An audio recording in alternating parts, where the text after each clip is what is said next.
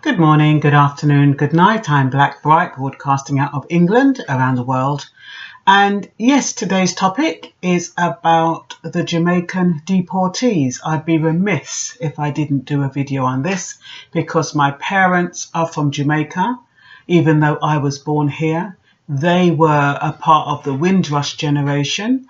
And so this is very pertinent to them. Now, we thought last year they had some deportees going out and we thought that had all been arrested with the Windrush. But oh no, yesterday, which was the 6th of February, 50 Jamaican nationals were meant to be deported. Now, the majority of these deportees, admittedly, had committed a crime. What I didn't like about it is that 16 was on drug offences, which is usually weed when you're dealing with Jamaicans. And I do not think that Jamaicans should be deported because of weed offences. I mean, they're trying to say they was, drug smugglers and things like that. And they've really made it really bad. Admittedly, there are a few who do deserve to be deported. Anyone who's committed murder, anyone who's done any, violent crime, of course, I believe that they should be deported if they were born and raised in Jamaica or whichever island they were born and raised in. But when you're talking about people who have been here since they were 3, 4 and 5, who are being deported to Jamaica, and they have never, I don't know if they've been that, maybe they've been back for a holiday, and even then they wouldn't really have relatives over there. They might know some of their parents' relatives, but maybe they have died or moved on or whatever. But it's not as if they're sending back people who were raised in Jamaica. They're sending up people who were raised in the UK. And I don't think that's fair. It's really, really cruel. And the thing is, they're sending them with one little suitcase. They're not giving them any notice. They're sending them from a detention centre. So these people, half of them didn't even know they were being moved out or deported until about, I think, the night before. Many of them didn't have a chance to tell any of their relatives in the UK what was happening. And if it wasn't for a couple who had lawyers and who were able to defend themselves, we wouldn't have even known about it. So what happened was they planned for 50 nationals to be deported. In the end, it ended up being 28. Now, isn't that a bit fishy? I mean, if they were legitimately meant to be deported because of some serious crime, then they would have been on that plane, regardless of lawyers, because the new immigration law says if you've been in jail for more than a year, you are going to be deported. Now, these police officers can find anything to keep you in jail for a year. I mean, even if you have a little weed, they can lock you up for a year as an excuse to deport you. But it's not right. It's not right when these people were practically born in the UK. And you have people in Jamaica saying, oh, they never helped us out. They never sent us anything, but they don't realise how hard it is here, even for someone like me who's born here and who has a half decent job. I have trouble making ends meet and I'm not extravagant. Let me tell you, and I'm going to tell you the minimum of what a Jamaican living in the UK has to pay out each week. I wrote it down here somewhere. Okay, number one, the cheapest rent is about £150 a week. Okay, that translates into 26,000 Jamaican dollars, 26,575 Jamaican dollars. That's the rent. The council tax, which every tenant has to pay, is 9,000 Jamaican dollars a week. The cheapest shopping food, if you're scrimping, is probably about £50. That translates into 8,800 Jamaican dollars a week. Gas, 5,000 Jamaican dollars. Electricity, let's say another 5,000 Jamaican dollars. And this is all a week, you know. We have to pay for water, 2,000 Jamaican dollars. Television license in order to watch a TV, that's just 528 a week. But that is a total mandatory payment for the basics, without no clothes, without no going out or any entertainment, is 56,963 a week. So you really need to cut them some slack when you're talking about they don't send money back. When the guys used to send money back, it used to be because they were able to hustle, whether it was through selling weed or whatever. But the government in the UK has stopped every possible way of anyone who is not legal, well, not necessarily legal in the country, even the legal people, even someone like me. We can't make money on the side anymore. We can't get money underneath the table. We can't hustle because the government has got everybody on tabs to make sure that there's no extra money coming in from anywhere. So these guys who used to hustle and was in a position to send money back to Jamaica, they're not in that position anymore.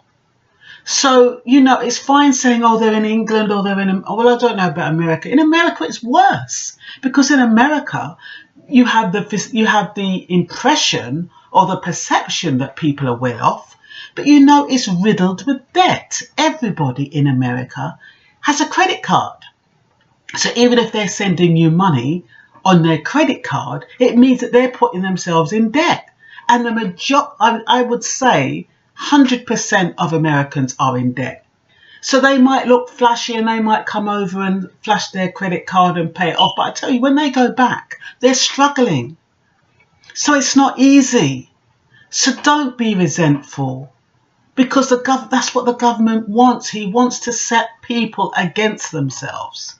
He wants people in Jamaica to look down on the people who are being sent over. And remember, we live in a very corrupt society. Not everybody who's been thrown into jail is guilty. We know that people have been set up. We know that. So don't judge people too harshly. There are the legitimate criminals, but you'll know who they are. I'm surprised I haven't seen them on the news. Who are these crazy criminals who've done murder and all that kind of stuff? How come we don't see them plastered all over the news? Normally, when there are black criminals, even if they've just stolen someone's handbag, they're plastered all over the news. How come we haven't seen these rapists and murderers all over our screens? How come they're not showing them to us now and saying these are the ones that are being sent over to justify sending them back? We're not seeing anything like that. So if anybody in Jamaica is watching this, you know, it's not the way it looks. We're living in a time all over the world. Like I read somewhere else, from the States, there's a plane every month deporting people. I didn't even know that. So I think in England it's about every 6 months because they have to be a bit more clever because people are on the ball. But if they can get somebody out without anybody knowing, they are depending on people not having anyone, not knowing anyone, not being able to afford lawyers. That is what they are depending on. Because once it gets out and people know about it, I tell you, black people stick together. And that's what you do, regardless of which part of the world you are. I know I'm talking about Jamaica because this was, you know, the Jamaican High Commission is involved. People are petitioning and it's a big thing. It's a really big thing. And they're sending people home who don't know anyone without any money. They don't have no access to funds. When they ship them off to Jamaica or wherever they ship them off to, it's not like they give them any money. Even if they have money in their accounts, you know it's frozen, so they can't even access it. If they had a home, they've lost it. If they've got family, they can't get in touch. Because where are they going to get money for the credit? They would have to have people who are really there to sincerely support them and not look down on them just because because that is the way we hear it time and time again. Them never help. We I know them in a trouble. Them a come over here and them. My Jamaican is terrible, but they expect us to help them. You know what I mean? It's not like that. It's not like that. Not all the time. I'm not saying it doesn't happen sometimes. Sometimes you see some guys, they go over there, they're showing off. And I bet you something. I bet all those guys who are showing off ain't got squat. They ain't got squat. When they come here, they're struggling and doing their little hustling and trying to get make ends meet. When they've just gone to Jamaica, showing off in all these clubs and stuff, probably used all their whatever they use to look good. And when they come back, they're bloody paupers again. So not everything is the way it seems. I just want to make sure I've covered everything. I understand they are going to take these people to the Harmon Barracks in downtown Kingston. That sounds like a prison to me. And it's once again, it's the assumption that the people that they're sending back are criminals. Now, I don't know if you remember a few years ago when the British government was offering the Jamaican government some millions to make their prison bigger. Now, we were told that Jamaica didn't accept that money. We don't know. But some provision has to have been made for Jamaica to accept these people. They were sent on the Titius plane, which is a private plane. It wasn't on the Kingston Norman Manley board as coming in. Apparently it lands way down the airstrip. I mean, why all the sneaky business? Way down on the airstrip, apparently. The police go and they go and meet it and they take them round the back. All hush, all sneaky. That's probably because they're getting paid for accepting these people and they're not looking after them, from what I hear. I mean, I listen to some videos where they're saying, you know, these people are coming over and they're being a burden to them. They should not be a burden, you know, to the Jamaicans who are there. They shouldn't be a burden. And if they are a burden, well, something is wrong. Something is wrong with the system. You know, if they've done their time, that means that they should be rehabilitated. They should be able to work back into the system, rebuild their lives. They're not giving that opportunity. And you know, even like if I go to Jamaica, they call me a foreigner. I mean, I'm a female, so I don't get it so hard. And I'm a humble female when I go over or when I go out of my comfort zone. So I'm not going to get that kind of grief that men will get, you know, mimicked and bullied and all that kind of stuff. It can't be nice. Just want to make sure that I've covered all what I wanted to cover. Yeah, apparently anyone without relatives who are deported, without relatives to stay with, they can be helped by the National Organisation for Deported Migrants, NODM, and other housing charities, said Oswald Dawkins, who runs NODM. So, and apparently there are also calls for the UK government to change its stance. The former prison ombudsman Stephen Shaw, who had conducted 2 independent reviews of immigration detention from the Home Office, said the inclusion of people who have lived in the UK since childhood on flights was very cruel. And it's true, that's what I said. How can you put people who came here when there was 3 or 4, who parents brought them over, and put them, you know, because they've done some crime, you're going to ship them back to a country? I mean, those people should be able to seek asylum in the UK.